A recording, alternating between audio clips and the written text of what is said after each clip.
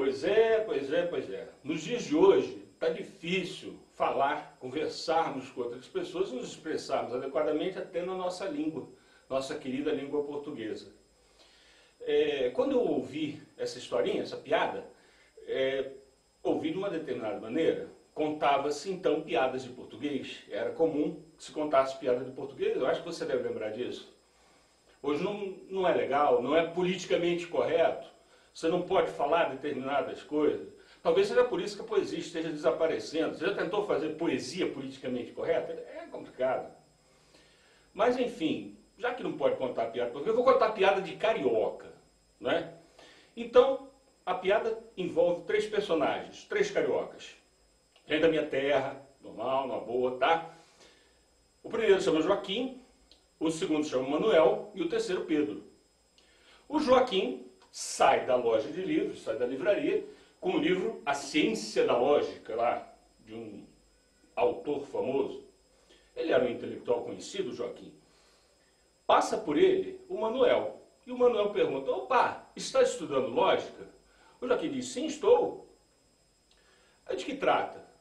Olha, é uma concatenação de raciocínios. Nós não nascemos sabendo pensar. É um aprendizado. Nós aprendemos a pensar ao longo da vida. Então, a lógica nos ensina a chegar a algumas conclusões a partir de algumas premissas dadas. É que eu estou com um pouco de pressa, e por estar com pressa, eu vou só te dar um exemplo. O exemplo é uma das formas de explicar uma coisa. Me conta, você tem um aquário em casa? Então diz o Manuel: tenho um aquário em casa. Muito bem, se tens um aquário em casa, significa que você tem filhos, ou significa que você tem crianças, pois são os pequerruchos que gostam de ver os volteios dos peixes nos aquários. E diz o Manuel: sim, eu tenho crianças. E eles ficam olhando lá os peixinhos nadando, são meus filhos e tal. Bom, se tens crianças, são seus filhos, já te relacionaste ou ainda te relacionas como mulher, né? O ser humano é dotado de um sistema imunológico completo, um sistema digestivo completo, um sistema circulatório completo, um sistema respiratório completo, mas o sistema reprodutor só tem metade em cada pessoa. A outra metade está com outra pessoa e só interagindo se pode ter filhos. Portanto, se você tem filhos, você se relaciona ou já se relacionou com uma mulher. Responde já o Manuel, admiradíssimo com a sabedoria do Joaquim. Responde: claro, eu sou casado, enfim, sou casado aí há 15, 20 anos. Joaquim: muito bem, se és casado, significa que não és homossexual. De jeito nenhum, de maneira alguma, tal, né? Agora me dá licença, eu estou com um pouco de pressa. O Joaquim fica admiradíssimo, desculpa, o Manuel, né, que estava conversando, o Joaquim, fica admiradíssimo com a sabedoria do Joaquim, entra na loja e compra o mesmo livro, né? Sai ele da loja, já com ares de intelectual, né, e passa por ele o Pedro. E o Pedro diz: ô pai, você está estudando lógica? Eu estou, mas estou com pressa. Tens um aquário em casa? O Pedro diz: não. Bom, então és viado. Essa é interessante. Muito bem, eu sou professor de História, dou aula há mais de 30 anos, né? É uma dádiva quase que literal, tendo em vista o salário pago aos professores nas instituições brasileiras, tanto de nível secundário quanto universitário. Mas agora, eu gostaria de me dirigir especificamente a você que está se preparando para um concurso qualquer, seja ele uma prova do Enem, um vestibular, um concurso público para ingresso num cargo qualquer. Uma dica interessante: sabe quem vai fazer o concurso? Quem tem que saber a matéria mesmo é o candidato. Sabe que eu, embora tenha ministrado aulas de história em cursinhos pré-vestibular por mais de 15 anos, jamais frequentei um no meu tempo. Eu demorei um pouco até me decidir pelas ciências sociais. Tive um caminho razoavelmente parecido com o do Florestan Fernandes. Eu gostaria de ter estudado filosofia lá no Rio de Janeiro. O Florestan Fernandes morava em São Paulo, eu não o conhecia na época. Eu vinha conhecê-lo muito tempo depois. Grande ser humano, um grande professor. Tive poucas aulas com ele, ele dava aula em São Paulo e nos visitava na Federal Fluminense a cada mês. Eu tido mais 20 aulas com o Florestan Fernandes, no máximo. Mas, enfim, ele nos contava que como ele precisava trabalhar durante o dia para poder estudar à noite, ele constatou que as faculdades de filosofia em São Paulo são todas de tempo integral. E o mesmo acontece no Rio de Janeiro, particularmente as federais, porque quem trabalha durante o dia precisa dos recursos, em primeiro lugar, para sobreviver, que no Brasil não é fácil, em segundo lugar, para comprar os livros, né? Se o cara é um jovem, está começando a estudar e tal, comprar livros. Então, imagina se o cara vai pagar uma faculdade particular, ou vai entrar numa arapuca dessa que é empréstimo para pagar depois que se formar, pagar o governo. No meu tempo tinha isso, eu não me lembro como é que chamava, mas sempre tem e não convém. Mais interessante é entrar, se for vestibulando, coisa que o valha, mais interessante se entrar numa universidade pública, numa universidade federal, gratuita. O ensino, como a saúde, né, a educação, a saúde, devem ser públicas. Caso contrário, as condições de democracia estão realmente periclitando. Embora estejam periclitando no Brasil, nós estamos em 2012, hoje, 25 de junho de 2012, as condições estão graves na educação, na saúde, em todos os setores públicos, há uma privataria acontecendo, né? A tal da herança maldita do Fernando Henrique Cardoso, que privatizou tudo, e Lula deu continuidade, né? E não estatizou nada, está tudo privatizado ainda, não estatizou nada, pelo contrário, até beneficiou alguns amigos dele, por exemplo, com a Oi, né? Privatizada para familiares e amigos dele e tal. Não estatizou nada, criticar o Fernando Henrique por haver feito, mas continua fazendo a mesma coisa. Bom, mas enfim, não vamos falar de política agora, vamos falar do vestibular, por exemplo, de um concurso público. Porque é você que vai fazer o concurso, esse é o ponto. No primeiro momento, eu acreditei que a minha vocação era a engenharia eletrônica. Sabe por quê? Uma coisa curiosa. Meu pai chegava para mim e perguntava, o que você quer ser quando crescer? Eu falava, engenheiro eletrônico, tinha 3 anos, 4, entendeu? Como é que um camarada de 3, 4 anos vai ter a sofisticação intelectual necessária para dizer para o pai, pai, eu não sei como vai estar o mercado de trabalho na época em que eu me formar, não sei quais serão os pontos mais vantajosos para mim, não sei qual a minha vocação ainda, eu tenho só 3 anos e tal. Eu tinha que responder, ele é engenheiro eletrônico, ele ficar contente, porque ele era engenheiro eletrônico. Mas aquilo ficou na minha cabeça, eu fui com aquela programação até a idade adulta. E quantos de nós não seguimos a vocação dos nossos pais e não a nossa? É praticamente 100%. Você tem que encontrar o seu caminho. Você é você. E está sozinho, né? No sentido de que cada um tem que trilhar o seu próprio caminho, encontrar, né, o seu próprio caminho, o seu próprio destino. Tem que ser o criador da sua própria história, né? Se você fizer uma opção diferente também, ótimo, cada qual com seu cada qual, né? Muito bem. Quando eu estudava em engenharia, foi meu primeiro curso. Fiz 3 anos de engenharia eletrônica, em universidade pública, jamais consegui pagar universidade particular e jamais aceitei a ideia de pegar empréstimo com o governo para pagar depois que me formar e tal. Isso é arapuca. Beneficia a faculdade pública, né? Desculpa, beneficia a faculdade privada e nos prejudica, nos deixa endividados. Isso é idiota. Não se deve pegar empréstimo para fazer cursos universitários. Isso é uma estupidez. Você deve procurar a universidade pública. Bom, eu tinha um professor de matemática muito legal, chamava-se Póvoa. Talvez o cara esteja vivo ainda. Ele apresentava as questões de matemática, os problemas de matemática, ele ia à lousa, resolvia os problemas, né? Integral, derivada, cálculos de altíssima complexidade. Ele transformava a matemática em poesia. Eu ficava deslumbrado com aquilo. E era de uma arrogância, assim, o cara sabia e sabia que sabia, né? Certa ocasião, por exemplo, ele resolveu um problema na lousa, enquanto ele resolvia, eu tentava acompanhar, e eu cheguei a um resultado ligeiramente diferente do resultado dele. Eu disse, Póvoa, eu encontrei um resultado diferente. Ele olhou para mim com desprezo e disse assim, vê onde você errou. Enfim, o cara, e de fato eu tinha errado, era uma questão de conferir. Eu cheguei novo, jovem ainda, eu cheguei, pô, quero ser sabido igual esse cara. Matemática é minha vocação. Tranquei matrícula, vestibular novamente. Como é que eu vou pagar um cursinho pré-vestibular se eu sou, na época então, sargento da aeronáutica, né?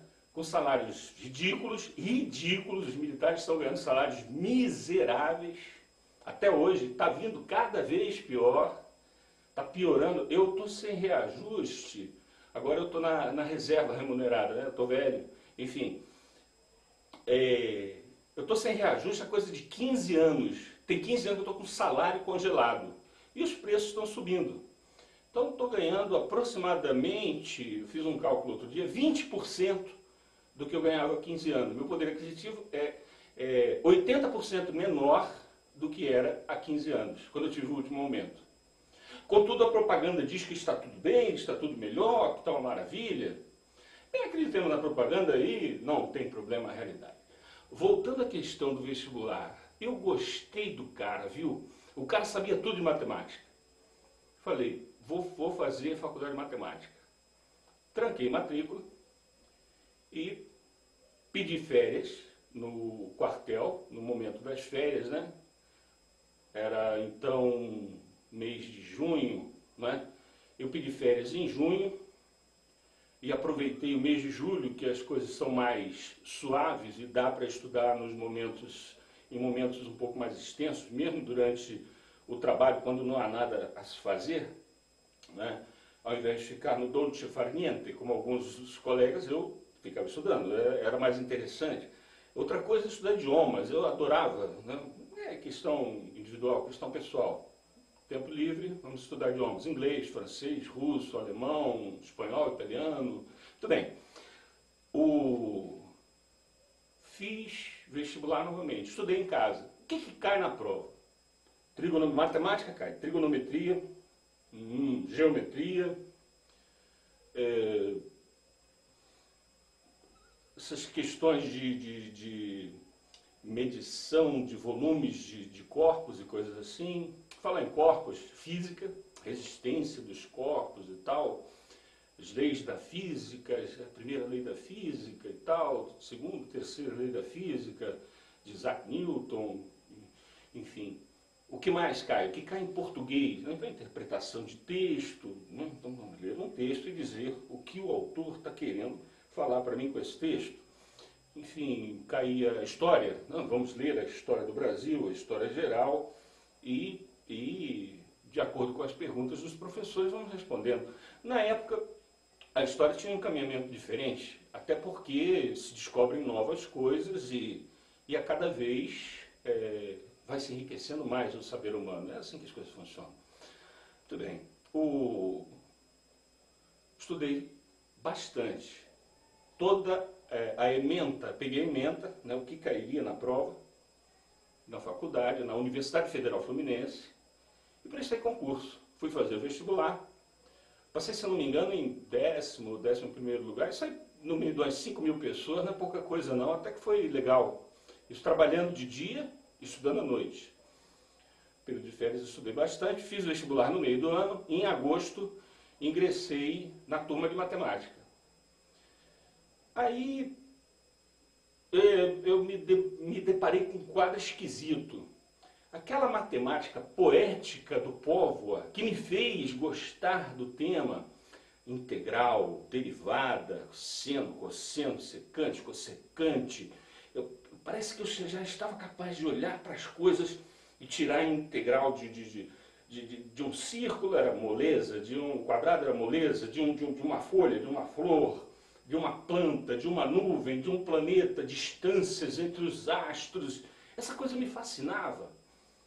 Mas a matemática que se estudava na Universidade Federal Fluminense naquela época apontava na direção de épura, de coisas assim ligadas a uma abstração total de qualquer possibilidade de aplicabilidade prática remotamente interessante, nada interessante, ridiculamente sacal, um porre.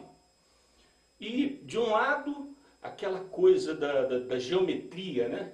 Aquela coisa da geometria, ficar naquele rame-rame de cone, círculo, quadrado, cubo e tal. Eu não me interessava. Há pessoas que gostam disso. Parabéns, vai à luta. Eu não curtia, não me interessei. Cada um curte o seu barato. Eu adoro filosofia. Tem gente que odeia, né? Normal. Cada pessoa tem uma vocação. Ok. Fora a geometria, tem uma outra coisa que me incomodava no curso de matemática da Federal Fluminense. Juros compostos. Matemática financeira.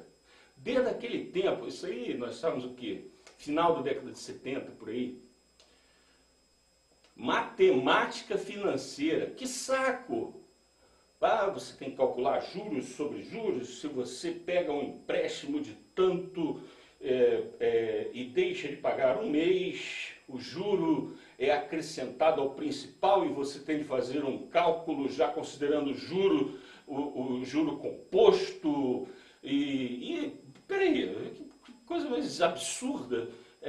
Juro, eu ainda estou com aquele pensamento medieval. Lamento, mas na Idade Média julgava-se e dizia-se abertamente: o tempo pertence a Deus. Como é que você vai vender tempo? E o que é cobrar juros se não vender tempo? Ah, tá. Eu pego 100 reais hoje, se por exemplo, na Idade Média, se eu pegasse uma saca de café ou uma saca de arroz com um determinado cidadão numa gleba, ao final de um ano eu tinha que devolver para ele uma saca de arroz, né? Com o advento do capitalismo, que é uma vara de condão às avessas, a coisa mudou. Você pega uma saca de arroz no início do ano, no final do ano você tem que devolver 3. Por quê? Você vendeu tempo. Isso a Igreja Católica, a imperatriz da Idade Média, considerava pecado. Considerava pecado, mas perdoava desde que ficasse com um pouquinho. Você me dá aqui um pouquinho, abençoa o seu lucro aí, tudo bem. Muita hipocrisia. A religião e hipocrisia é praticamente sinônimo, né? Todo mundo sabe disso.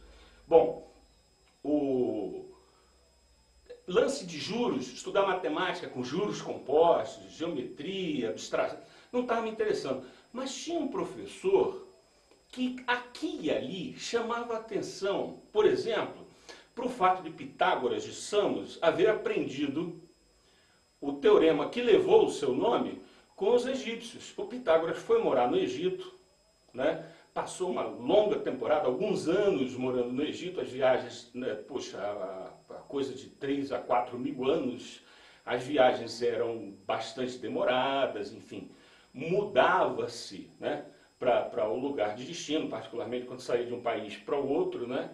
Se bem que a distância da Grécia ao Egito é menor do que do Rio a São Paulo, né? Em termos lineares, né? Mas naquela época, mesmo aqui uma viagem entre o Rio e São Paulo, não tinha esse nome ainda. Aqui moravam os nativos desta terra, os donos dessa terra, que hoje não tem nenhum, mataram todos, né? Mas quem ousasse ou quiser sair de onde hoje fica o Rio de Janeiro, nós chamamos de Rio de Janeiro, para São Paulo, gastaria um tempo enorme. Quem saía da Grécia para o Egito também atravessava o mar Mediterrâneo e gastava um tempo enorme. Foi o Pitágoras, morou no Egito durante um bom tempo, e lá ele aprendeu com aquele conceito: o quadrado da hipotenusa é igual à soma do quadrado dos catetos. Naquele famoso triângulo, o famoso teorema de Pitágoras, que ele aprendeu com os egípcios. Aquilo possibilitava medição de terra, possibilitava, como todos nós sabemos, né, possibilita, né, facilita a beça o cálculo, particularmente da divisão fundiária, que sempre foi uma questão crucial para a humanidade, né? Essa questão de quem tem a terra. Também, outra questão, quem trabalha na terra e produz os bens, em geral, tem menos acesso aos bens que ele mesmo produz do que o dono da terra. Isso é bem antigo na humanidade e precisa mudar. Mas aí a gente já entra no campo político, voltemos à questão do vestibular. Tales de Mileto, outro filósofo grego, ele morou também no Egito e ao voltar para a Grécia cria uma escola de mistérios. Naquela época, todo o saber estava ligado a algum tipo de religião. O saber vinha dos deuses, o conhecimento vinha dos deuses. O conhecimento é poder. Até hoje, saber é poder. E o saber estava ligado a concepções religiosas, né? Os sacerdotes detinham o saber. Eles não democratizavam, né, o saber entre as pessoas. Ficava entre eles, entre os sacerdotes. O saber era coisa de gente religiosa. E isso durou um bocado, viu? Mesmo com o advento do cristianismo, mudou a religião, mas não mudou o encaminhamento. O saber válido, durante um longo tempo, durante cerca de 1000 anos na Europa, o único saber válido e aceito era aquele que estava imbuído na Igreja Católica Apostólica Romana. Como hoje em dia o único saber válido é aquele que está imbuído nos conceitos do mercado de capitais. Sim, lamentavelmente, voltamos no tempo, meu caro, minha cara. Voltamos no tempo. Nós estamos em pior situação do que na Idade Média.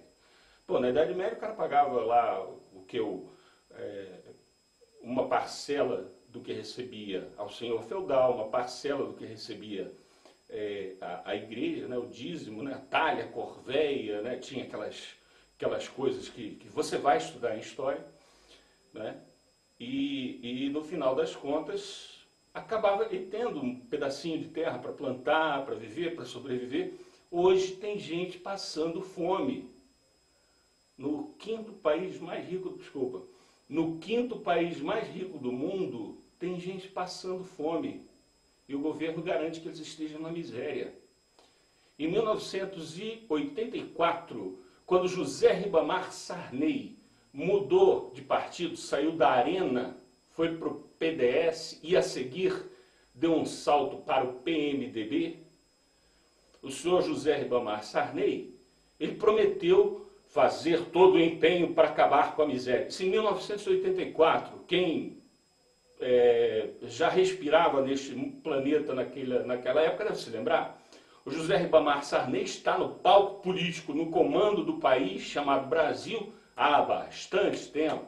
Já o estava com os militares, continuou no poder. Quando Tancredo Neves morreu, dizíamos jocosamente, em 1984, queríamos eleições diretas. De direta já, mudamos para Tancredo já.